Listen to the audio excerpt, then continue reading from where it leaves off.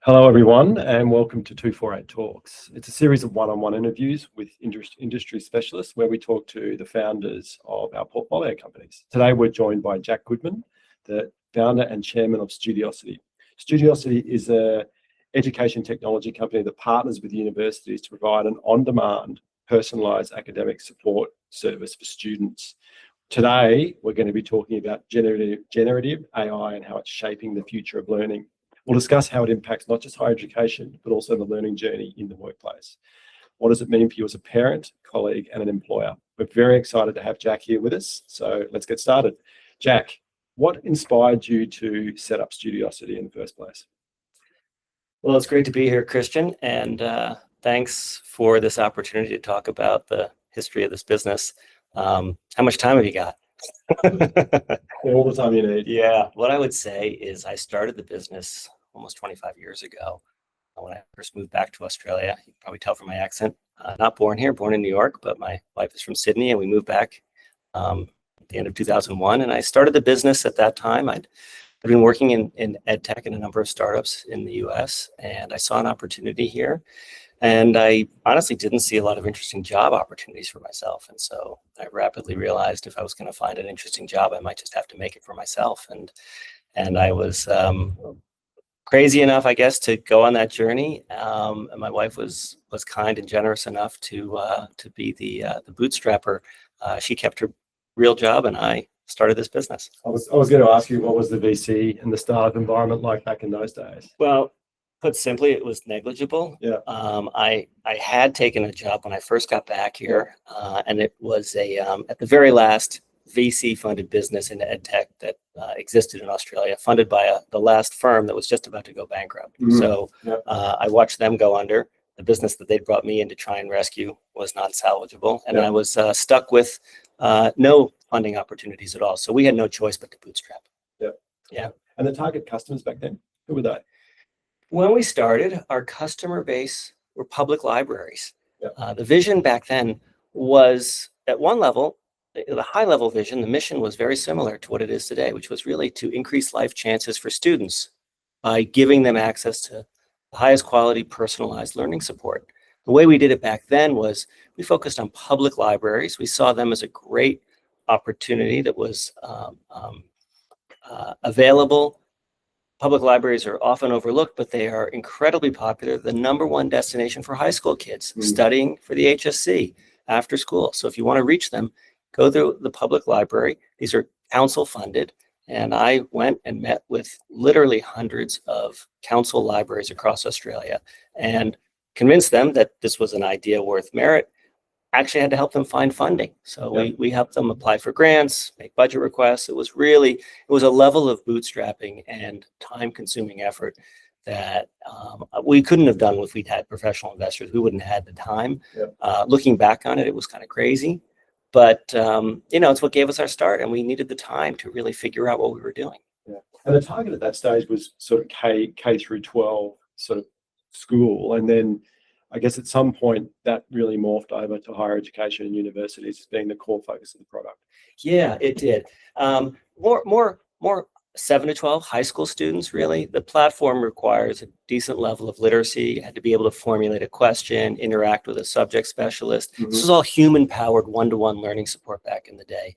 This is way before generative AI became a thing. So we had these subject specialists or tutors at the time that we recruit and train and vet and professionally develop, and they'd be available to provide this kind of learning support. But it was mostly high school kids, 7 to 12. And like I said, the HSC and its interstate equivalents were the really most heavily used age levels.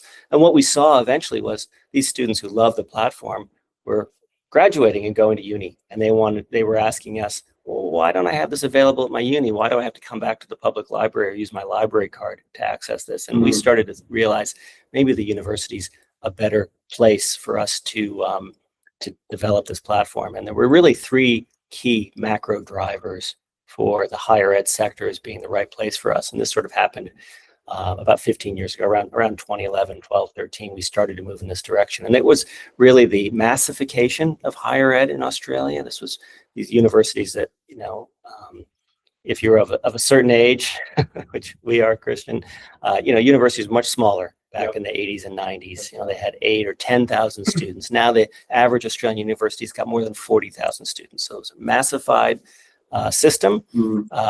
Huge numbers of international students coming as well. We now have about 500,000 or 600,000 international students at our universities in Australia, and also the increasingly digitization of the higher ed experience. So MOOCs were new, these massive open online courses, Coursera and edX. This was all happening around 2011, 12, 13. So the stars were aligning for universities to be in need of tools like ours that would provide really high quality academic literacy support for students who probably weren't as well prepared for uni as the previous generation were. And for those that don't know, the platform, and I'll really simplify it here, but the platform that Studiosity created was essentially built into the learning management system of the university and allows a student to submit a piece of work in writing and have it back then graded. Sorry, graded the wrong word, but have it reviewed by a tutor and then have feedback provided. Exactly.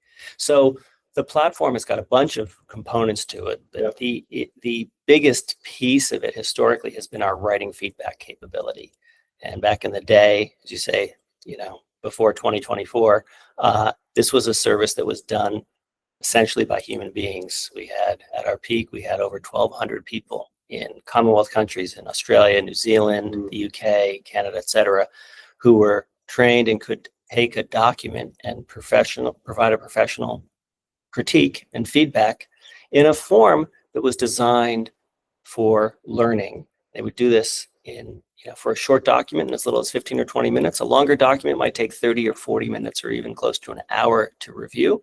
And our commitment was to return them all around in 24 hours or less. In reality, we would do it in 8 to 12 hours in general. And that was somewhere between 14 and 20 days faster than any university could provide feedback on its own. So we were providing very fast feedback, and we were using a lot of technology to do this, including various artificial intelligence tools to augment the platform. But the real transformative moment came, with the release of ChatGPT, and I'm sure that's something that investors at 248 are going to want to know about. Well, that's exactly right. And we should certainly talk about it. I should be really clear. When we invested in Studiosity, it was by no means a startup. It had great penetration into the university and the higher ed market in Australia. And it also had a very large European business as well and was moving into Canada. So just to set the context and let people understand that. But obviously, look, it would be good if you could talk us through what the business does look like today, just in terms of the amount of customers you have, the amount of students you serve, and then we can talk about the most interesting thing that's happened in the industry, and which really kicked off in 2024.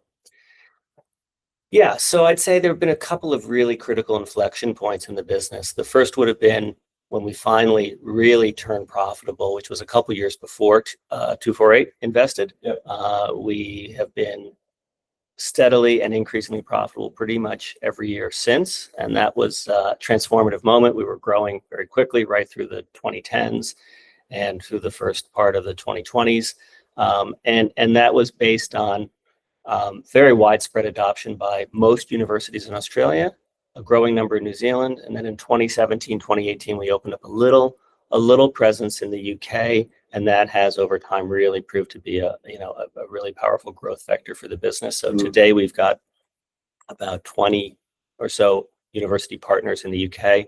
Just to put that in context, there are 150 universities in the UK. So there's a huge opportunity there still for us. So it's really a great opportunity. We have a small presence in the Middle East, and that is starting to bear fruit. And you mentioned Canada. Well, we've sort of moved our operations a little bit south there. So we have some Canadians in our team, but it's primarily located in Salt Lake City in Utah in the US. And we're just making some headway there. That's been about a year in the making. So that's what the business looks like now. There are probably about 150 universities and another 50 non-university providers that are partners of ours, and probably about 2 million students who have access to the platform. And those inflection points you were talking about, now one of them was obviously COVID, which was, I guess, the digitization of learning, or really reinforced among the universities. And I think everyone knows what happened then. But the other one is is the development of the large language models and the release of ChatGPT. Yeah, so COVID was a really important point, and it's funny because people said, "Wow, you know, you really things really worked out for you with COVID, didn't they?" And I would often say, "Well, yeah, but they were working out just fine anyway." Mm. Like the only businesses that thrived in COVID were businesses that already had existing customer bases. A startup ed tech was never going to succeed because there was no new business to be had, which is something most people don't realize. These university customers and schools, they take forever to sell, Christian. So you can't just, you know, show up on day one and think you're going to make a sale in with one or two visits in 15 or 30 or 60 days. They're easily minimum 6 months and often 12 or 24 months to make a sale. So if you had revenues like we did, COVID was a huge boom because all of our customers needed to buy more tuition. But if you didn't have customers, you were dead in the water because you weren't going to get any. You couldn't go and visit them. And they weren't in a position to make decisions. They were really panicking, right? Yep. This was not pedagogy that was going on online. It was really panicagogy. It was really kind of a disaster, as we now know, for kids and uni students too. So that was a key inflection point. But really, we just had been running our own race for 17 years, and our time finally came for people to realize this is a really smart business and it's got great potential. The second key point, as you note, is November of 2022 and the public release of that version of ChatGPT. I think it was version 3, and everyone being kind of bowled over by it. And I remember looking at it and studying it intensively with our CEO right through the holiday period and thinking, this is, and we could see, because we've been thinking a lot about this, and we've been working with CSIRO actually for several years with studying artificial intelligence and looking at incremental ways we could put artificial intelligence into our platform. And then we quickly realized, look, this is both an enormous threat and a fabulous opportunity, and it's just up to us to really embrace it. And we realized almost immediately, look, we need to figure out how to embed a large language model, or preferably several, into our platform,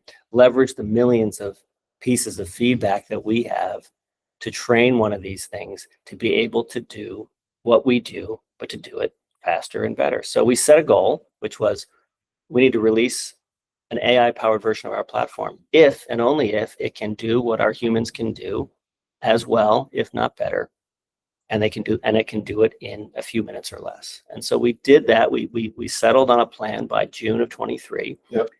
We had a great team of engineers, including AI and machine learning engineers, but we didn't have enough. So we brought in a little consultancy. They'd never done anything like this too, in spite of the fact that they told us they had. It was a magical moment, but it was a sort of June to February project. And February 15th of 24, we launched our plus version of our platform, Studiosity Plus. So at that point, we were offering our classic human-powered service, or the plus-powered, which had several incredible advantages. One of which is get your feedback in a couple minutes, really actually more like a minute, as opposed to having to wait several hours. The feedback was as good as the human feedback. We subsequently realized that with more work on it, more and more investment, which we've been doing ever since, even better feedback on critical thinking skills, which was amazing. And because of this, we could reprice the platform, not to make it cheaper, but to make it fit better in the budgeting process of universities. The value opportunity was enormous, where the previous platform, the classic platform, really only works for students who finish their work well in advance of the deadline. And that's only a minority of students. Plus platform works for procrastinators. And I don't know about you, but I sometimes leave things to the last minute. And with Plus, I was great at it at uni. weren't we all? Yeah. Right? So with Plus, all those procrastinators, and our research shows that at least 70% of students procrastinate, meaning to the last day, to leave something the last day. We can now support those students with feedback, 25 minutes before something needs to be submitted, and they can take that feedback and learn something from it and use it in a productive way and get another mark or two. Yeah. So that's been transformative. And I think the best indicator of that is that as of the start of 2026, 75% of our revenue is now coming from the Plus platform, and only 25% remains on the Classic. Yeah, it's been a great transition. It's been great to watch. I just want to talk. Maybe we can really dig into to AI now and to the impact that the large language models are having on universities and university students, and then where Studiosity fits in. And there's a lot of layers to this conversation. It'd be interesting, I think, to understand the ways universities are responding to ChatGPT and the ability to, to effectively use those models to write your assignment if you're a student.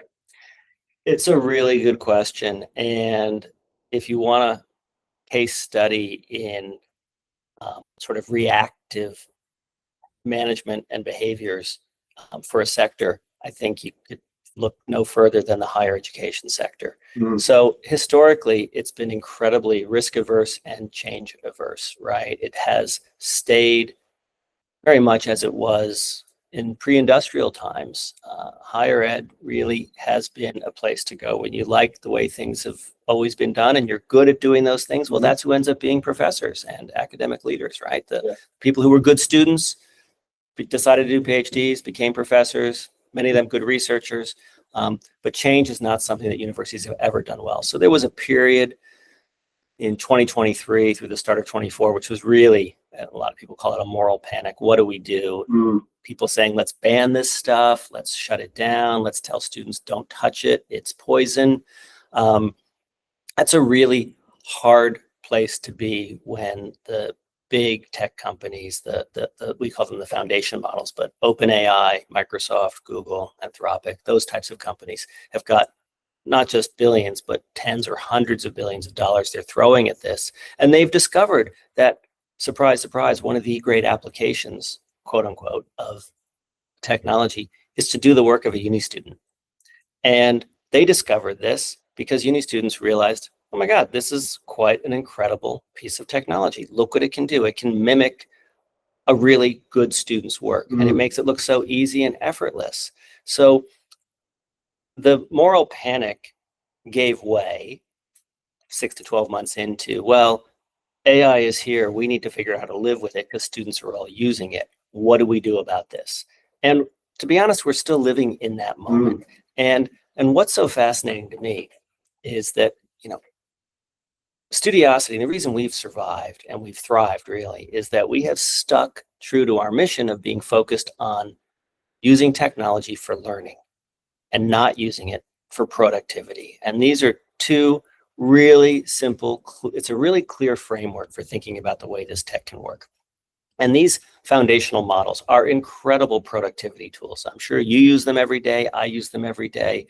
We are, relatively speaking, experts in our areas, and they help us move through our workload faster than ever before.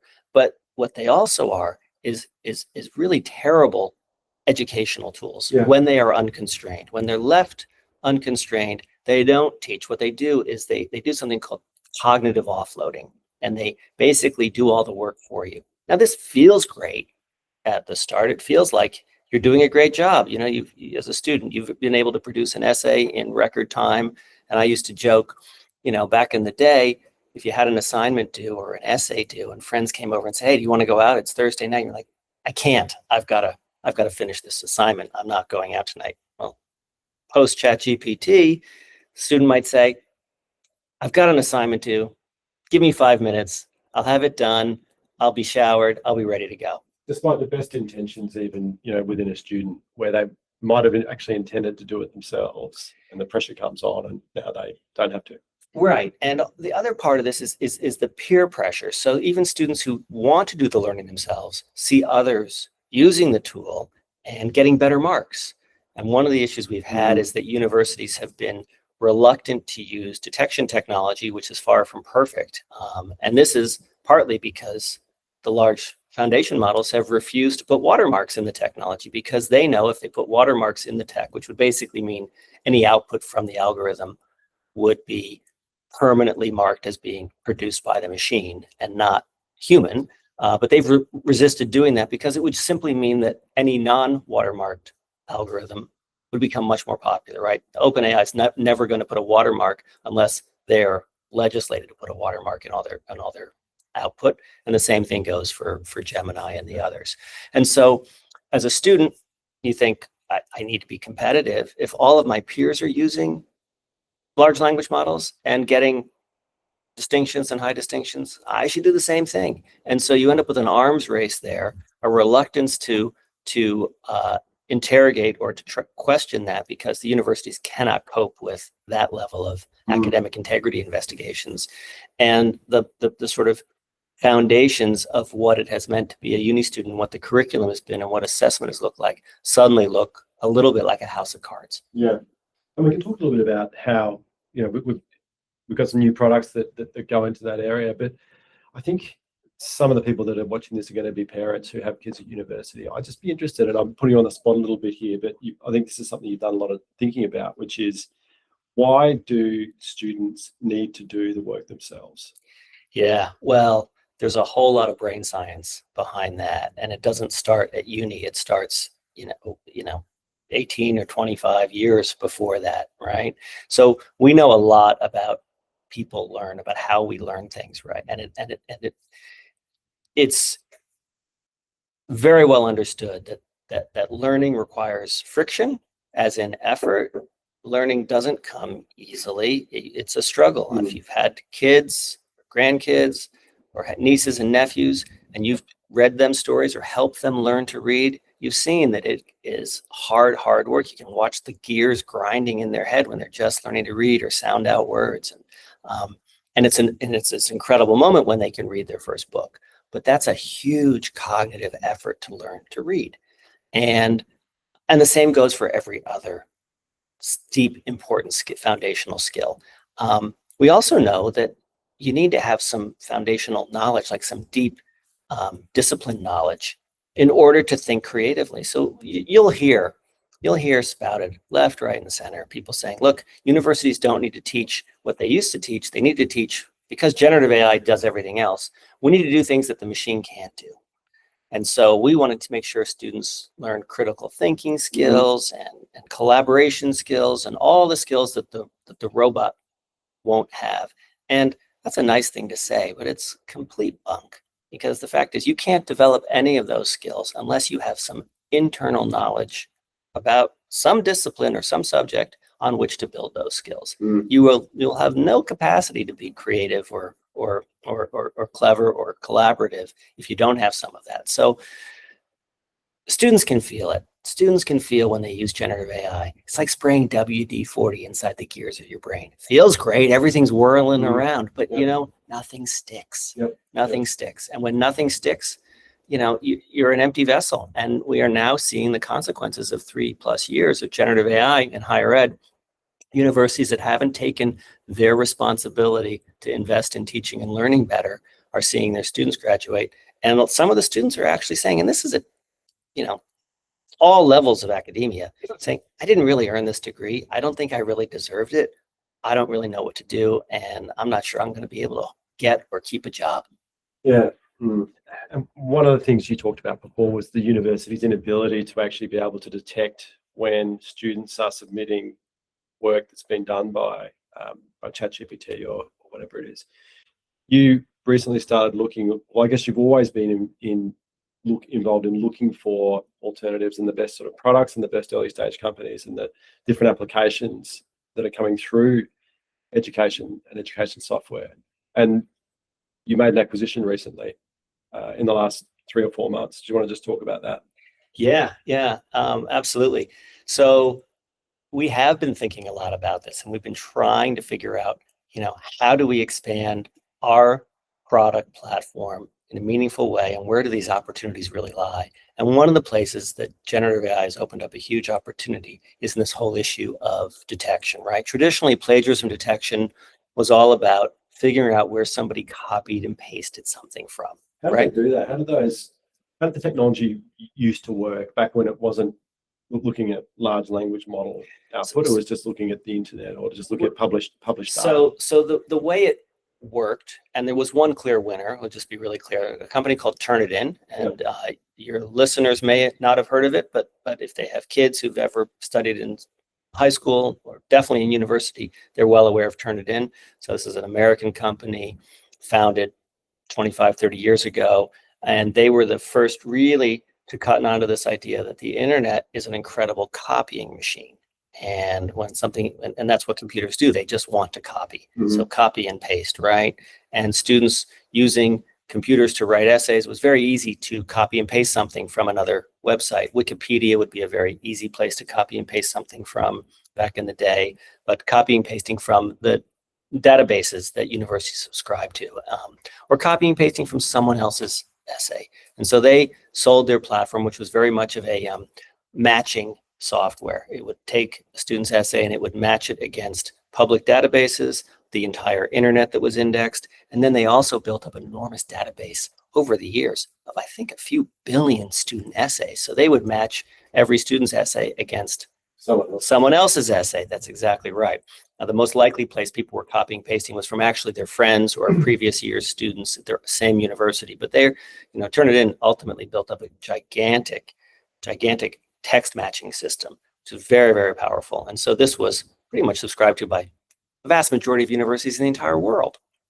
That turns out now not to be a very useful strategy. So it's not effective against AI. So the problem with AI is that, ostensibly anything output by the algorithm is relatively unique. It hasn't been taken word for word from another website. It's been based on a prediction of the most likely word to follow based on the nature of that large language model. So it's not copied? It's not technically copied, but it's not the student's work.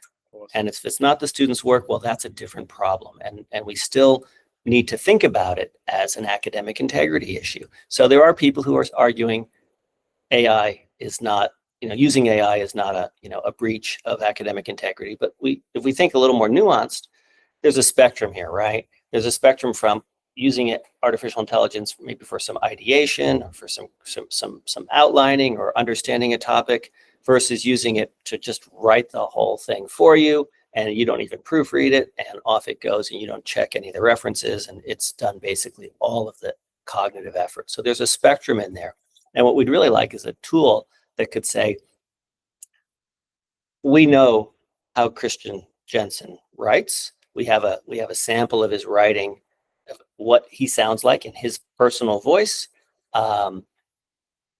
non-AI enhanced, and we can use that to inform any piece of work that Christian writes, and then let his instructor know, how much of this is actually Christian's work, where does the algorithm come in, and it may be fine that Christians use the algorithm for some part of this work, but we also want to know that Christian's actually got some knowledge about this topic and actually has learned something. The gears actually spun in Christian's head, and some of this has stuck. So last year, we made our first acquisition.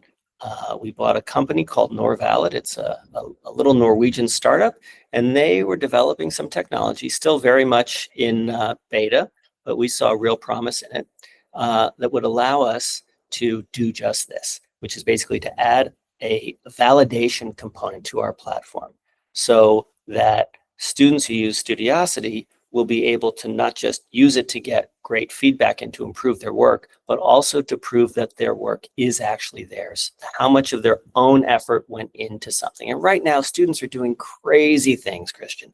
They're doing things like screen recordings of their entire essay writing process so that they don't get unintentionally or unfairly accused of breaching an academic integrity policy. And that's kind of madness, right? To do a 10-hour recording of your time on the screen.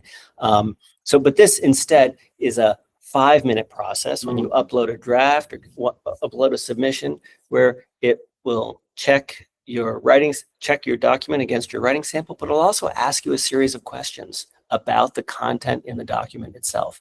And those questions, some of them will be short answers, some of them might be fill in the blank, series of questions that'll interrogate the student to check how much they actually know about what they've written. And that report can be delivered to the institution, to the academic, and give them an understanding of what learning the student has actually done. And we think that's so critical because that's going to be the way we effectively validate human learning, as opposed to relying on this antiquated sort of policing model, which just doesn't work. It's not working. Yeah, it's not working. And I know the product is not officially launched yet, but your customers, the universities, what do they say about it so far? Look, we've never had so much enthusiasm for something we haven't released yet. And we're working as quickly as possible. We have a release date in the middle of the year, but the feedback and from our existing partners, 150 plus universities, has been almost universally enthusiastic. And part of this is that writing, the act of writing, is an expression of thinking. It's the output of human thought, right? And the idea that just because we have a machine now that can mimic human thought, it's not thinking, right? It's a prediction machine is all it is, but it looks like which is why, unfortunately, they're calling it artificial intelligence, and we'll never stop that. But it's not intelligent. It rolls off the tongue. It rolls off the tongue. Everyone thinks it sounds great, and we all want to think that we're just inches away from, fully conscious robots that are gonna, take over the planet or something. But the fact is that writing remains an incredibly important way that we express our ideas. In fact, that's all we have is language, whether it's spoken or written. Like this is what makes humans somewhat unique in the world, is we use language. And if you outsource all of that to a machine, you're really diminishing your thinking. Like you're not going to get it back if you don't learn how to use language yourself. Even if the machine can write it faster, can make it sound better, you need to understand how to use it yourself and so that you can then take some of the suggestions from a machine and make that yours and make it better, but that you need to understand it. And the idea that university education would just simply abandon the idea of writing as a part of the human cognitive development process is kind of ludicrous. So you will hear people talk about this idea of reimagining assessment so that it is AI proof, and coming up with people talk a lot about bringing everyone into a hall and giving them a pen and paper and getting all the devices out of the room. And that's all perfectly good and well. It's really expensive. It's really time consuming. And by the way, people did used to cheat when there was just pen and paper. So it doesn't do away completely with the cheating issue. But what it will do is that puts a huge burden on these universities that have tens or many tens of thousands of students to improve the quality of their teaching and learning, because you cannot send students into that scenario without having them already develop really good writing skills. That's what you're asking them to do, communication skills. Likewise, same thing with an oral exam. For a student to sit in a chair like this and have this conversation with their professor or lecturer, that's even more time consuming and expensive. But it requires the ability to think, not just on your feet, but to have already digested a lot of information. So we're big believers that language is ultimately what makes us human. We need to figure out ways to use technology to help students continue to use it effectively and to verify and validate that communication that they're using to their universities. Because the idea of reinventing the entire curriculum to try and bypass the educational dishonesty that exists at the core of these foundation models is kind of a fool's errand. It's just not going to be possible. And even if it were possible, it's going to take a decade or more before any university comes up with how this works, which, I just don't believe we have the time to wait for that. And by the way, what happens to the students in that decade? We have a generation of, mis or uneducated people. That's going to be utterly disastrous. Well, yeah, and that's right. Who knows what that looks like in the workforce going forward? Not good. Not good. Can't be good. Just maybe just changing tack a little bit now. Historically, the company was focused on I'm not sure what the right terminology is, but would be the Commonwealth country universities, because that was quite easily transferable. So Australia, New Zealand, the UK, Canada, and a little bit in the Middle East. Now, you just talked about the Salt Lake City office and a push for North America, and you've recently had a pretty big win up there. So it'd be great to talk about what it's like to enter the US market and where you think that's headed. Well, that's right. So we think this is a great time for us to be very carefully and judiciously entering the US market. Don't worry, we're not betting the farm on the US. Having worked in it, having a deep understanding of how ed tech works in the US and the state of that market, it is both an enormous opportunity, but it's also a bit of a siren song, and many Australian businesses have hit the rocks trying to do that. Well, you stayed away from it historically, deliberately stayed away from it when there was perhaps enough evidence that you should pursue it, and there was some good reasons behind that. Yeah. So for a long time, my view was that's a great way to undermine a perfectly good business, right? We wanted to wait until we felt we were confident we had a solution that was more than competitive, differentiated, and that we could find our lane and win in the US. So our goal is not to go and sell to all 4,000 universities. We've got a very narrow targeted band of institutions that are similar in size and structure and demographics and position to the same universities we work with in all the other geographies. We're not aiming to sell this to Harvard and Stanford, right? If they're interested in buy, that's a big red flag in my book, right? We're really much more interested, for example, in Georgia State University. This is a large public state university based in Atlanta, part of a large group of a system of universities in Georgia. And they've just recently run a pilot with some incredible results using Studiosity. And that's a great place for us to start as an example. And we're super excited about that opportunity because the demographics of Georgia State, it's a widening participation, extremely diverse, large enrollment university, 40 or 50,000 students. It really sits right alongside universities like Western Sydney in Australia or University of West London in the UK. That's a really important step for us, and even more important, Georgia State runs something called the National Institute of Student Success. They've really pioneered some great student success strategies using technology over the last 10 or 15 years. And they've built this institute. They've got 70 other universities that are following their playbook. So we see this as a great way for us to find our lane. And like I said, we don't need to sell to everybody. We think we have a pathway here with our platform currently, and when the validation technology is embedded later this year, we think that's going to be even better. So, watch this space. Fingers crossed. Yeah, fingers crossed. Well, we've been going for a while. We could talk about this forever. It is a fascinating topic, not just for parents who have kids at university or companies that are active in the space, or investment managers that have those companies in their portfolios, but I think for everyone. Is there anything you want to talk about before we break? Look, I would just say it's been great having 248 as investors in our business. I first met you and Jonathan back in maybe August or September of 2020. I don't think we met in person for a while because it was all COVID.